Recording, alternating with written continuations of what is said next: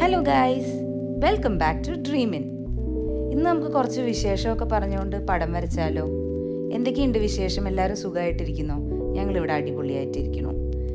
ഇപ്പോൾ ഞാൻ ഈ വരച്ചുകൊണ്ടിരിക്കുന്നത് കുറച്ച് നാൾ മുന്നേ ഞാൻ നമ്മുടെ ചാനലിൽ അപ്ലോഡ് ചെയ്തിട്ടുണ്ടായിരുന്നു. ഞങ്ങളുടെ ഓഫീസിൽ ഒരു ആർട്ട് എക്സിബിഷൻ നടക്കുന്നുണ്ട് എന്ന്. ആ ആർട്ട് എക്സിബിഷൻ്റെ പ്രിപ്പറേഷൻ ഷോർട്സ് ആയിരുന്നു ഞാൻ ഇട്ടിരുന്നത്.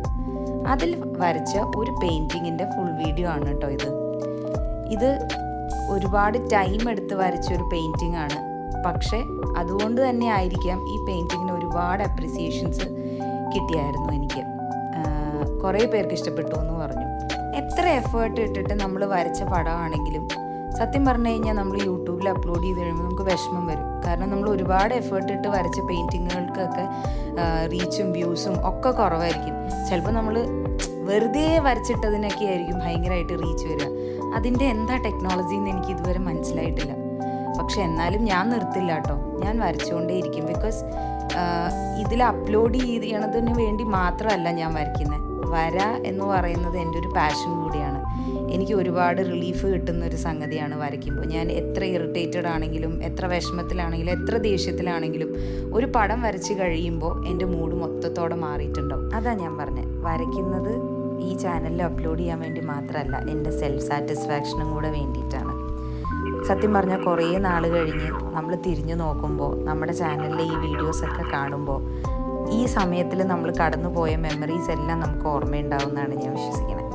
സോ ആ ഒരു നല്ല മൊമെൻറ്റ്സിന് വേണ്ടിയിട്ടും കൂടിയാണ് ഞാനിത് വരച്ച ചാനലിൽ അപ്ലോഡ് ചെയ്യുന്നത്. കുറച്ച് പേരൊക്കെ എന്നോട് ചോദിക്കാറുണ്ട് എങ്ങനെയാണ് ഇങ്ങനെ വരയ്ക്കുന്നതെന്ന്. അതിനൊന്നുള്ള ഉത്തരം എനിക്കറിയില്ല. പക്ഷെ സത്യം പറഞ്ഞാൽ എന്നിലെ വര ഉണ്ടാവാനുള്ള കാരണം എൻ്റെ അമ്മയാണെന്ന് വേണമെങ്കിൽ പറയാൻ പറ്റും. കാരണം ഇപ്പോഴും ഓർമ്മയുണ്ട് എനിക്ക് കുഞ്ഞിലെ ഞാൻ സ്കൂളിൽ പഠിക്കുന്ന സമയങ്ങളിൽ കോമ്പറ്റീഷൻസുകളൊക്കെ വരുമ്പോൾ എല്ലാ സ്ഥലത്തും കൊണ്ട് നടക്കും. ചില ദിവസങ്ങളിലൊക്കെ ഞായറാഴ്ചകളിൽ 1-2 കോമ്പറ്റീഷനുകൾ വരാറുണ്ട്. അപ്പം ഞങ്ങൾ രാവിലെ 6 മണിയാകുമ്പോൾ വീട്ടിൽ നിന്ന് ഇറങ്ങും. അത് കഴിഞ്ഞ് ഞങ്ങൾ ഒരു കോമ്പറ്റീഷന് പോയി. അത് കഴിഞ്ഞ് കഴിയുമ്പോൾ പിന്നെ ഞങ്ങൾ അവിടെ നിന്ന് രണ്ടാമത്തെ സ്ഥലത്തേക്ക് പോകും. അങ്ങനെയൊക്കെ ചില ദിവസങ്ങളിൽ ഞായറാഴ്ചകൾ തിരിച്ച് വീട്ടിലെത്തുമ്പോൾ വൈകിട്ട് 4 മണിയൊക്കെ ആയിട്ടുണ്ടാവും. അപ്പോൾ എനിക്ക് തോന്നുന്നു അമ്മയുടെ എഫേർട്ടും കൂടിയാണ് ഇതിനകത്ത് എടുത്തു പറയേണ്ട ഒരു കാര്യം. നമ്മൾ വരച്ചാൽ മാത്രം പോരല്ലോ, നമ്മളെ പ്രോത്സാഹിപ്പിക്കാനും കൂടെ ആരെങ്കിലുമൊക്കെ വേണ്ടേ. അത് ഡെഫിനറ്റ്ലി ആ ക്രെഡിറ്റ് എൻ്റെ അമ്മയ്ക്ക് മാത്രമായിട്ടാണ്. ബിക്കോസ് മറ്റാരെന്നെ കൊണ്ട് നടക്കുക അല്ലെങ്കിൽ എന്നെ അപ്രിഷ്യേറ്റ് ചെയ്യണതിനേലൊക്കെ ഉപരിയായിട്ട് അമ്മ എന്നെ ഒരുപാട് കൊണ്ട് നടന്നിട്ടുണ്ട്. അതൊക്കെ ആലോചിക്കുമ്പോൾ ഞാനിപ്പോൾ ആലോചിക്കും, നമ്മളൊക്കെ ഞാൻ എൻ്റെ മോൾക്ക് വേണ്ടി ഇത്രയൊക്കെ ചെയ്യുന്നുണ്ടോ എന്ന് ഞാൻ പലപ്പോഴും ചിന്തിക്കാറുണ്ട്. എൻ്റെ അമ്മ ചെയ്തതുപോലെയൊന്നും ചെയ്യാൻ എന്നെക്കൊണ്ടാവില്ല. അമ്മ ചെയ്തു തന്ന അത്രയൊന്നും എന്നെക്കൊണ്ട് പറ്റില്ലെങ്കിലും ഞാൻ ഇവിടെ എൻ്റെ മോളോട് പറയാറുണ്ട്, നിനക്ക് ആഗ്രഹമുള്ള എന്തൊക്കെ കാര്യങ്ങളുണ്ടോ അതിനെല്ലാം പോകണം, പാർട്ടിസിപ്പേറ്റ് ചെയ്യണം. നമുക്ക് പ്രൈസ് കിട്ടുന്നതിലോ അതിലൊന്നും അല്ല കാര്യം ഇരിക്കുന്നത്. അതെല്ലാം നമുക്ക് ജീവിതത്തിൽ കിട്ടുന്ന ഓരോ ഓപ്പർച്യൂണിറ്റീസാണ്. അതൊന്നും നമ്മൾ മിസ് ചെയ്യരുത്. എനിക്ക് തോന്നുന്നു ഓരോ അനുഭവങ്ങളും നമ്മൾ ഓരോന്ന് പഠിപ്പിക്കും. ശരിയല്ലേ? അതാണ്. അപ്പോൾ എനിക്ക് ഇത് കേട്ടിരിക്കുന്ന എല്ലാവരോടും പറയാനുള്ളത് അതാണ്. നിങ്ങൾക്ക് എന്തെങ്കിലുമൊക്കെ നിങ്ങളുടെ ജീവിതത്തിൽ വരുന്ന അനുഭവങ്ങളോ ഓപ്പർച്യൂണിറ്റീസുകളോ ഒരിക്കലും മിസ് ചെയ്ത് കളയരുത്. അതെല്ലാം നമ്മൾ ടേക്കപ്പ് ചെയ്യണം. അതിൽ നിന്നെല്ലാം നമുക്ക് എന്തെങ്കിലുമൊക്കെ പഠിക്കാനുണ്ടാവും. അത്രയൊക്കെ ഉള്ളൂ എനിക്ക് പറയാൻ. പിന്നെ ഈ വീഡിയോയുടെ അവസാനമായിട്ട് ഞാൻ എൻ്റെ അമ്മയോട് എനിക്കൊരു വലിയ താങ്ക്സ് പറയണം. ബിക്കോസ് അമ്മയില്ലായിരുന്നെങ്കിൽ ഇങ്ങനെയൊന്നും വരയ്ക്കാൻ എന്നെക്കൊണ്ട് പറ്റില്ലായിരുന്നു. ചിലപ്പോൾ നേരിട്ട് എൻ്റെ അമ്മയോട് ഞാൻ പറഞ്ഞിട്ടുണ്ടോ എന്ന് എനിക്കറിയില്ല.